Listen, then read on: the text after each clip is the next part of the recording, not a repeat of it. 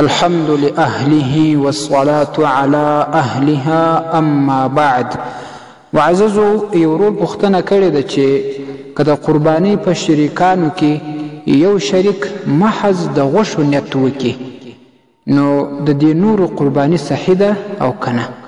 الجواب وبالله التوفیق. معززو د قربانۍ په شریکانو کې به د ټولو شریکانو نیت د ثواب وي. که چیرې په دې شرکاو کې د یوه نیت هم خالص د غوښو نیت و، د ثواب نیت یې نه و، نو د دې نورو شریکانو قرباني هم صحت نه لري.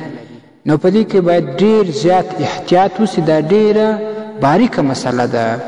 هر داسې څوک باید شریک نسی چې هغه د غوښو نیت لري. داسې تقوادار خلک باید په قرباني کې شریک سي. الفتاوى الهندية كرازي وإن كان كل واحد منهم صبيا أو كان شريك السبع ما يريد اللحم. کچیرې په دې شرکاو کې یو کوچنی وي یا یو داسې چې هغه اراده د غوښو لري، او کان نصرانیا یا مسلمان نه نصرانی ونحو ذلك لا يجوز للآخرين أيضا كذا في السراجية. نو د هغه نورو قرباني هم جایزه نسوه.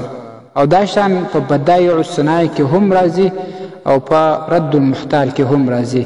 او د دې سره باید احتیاط وسي او یو شریک هم باید چې د غوښو نیت ونه کړي چې د هغه نورو شریکانو قرباني ورخرابه کړي. السلام علیکم ورحمت الله. ستاسې د اسلامي پوښتنو جوابونکی مفتي حکیم الله صابر الحنفي صاحب.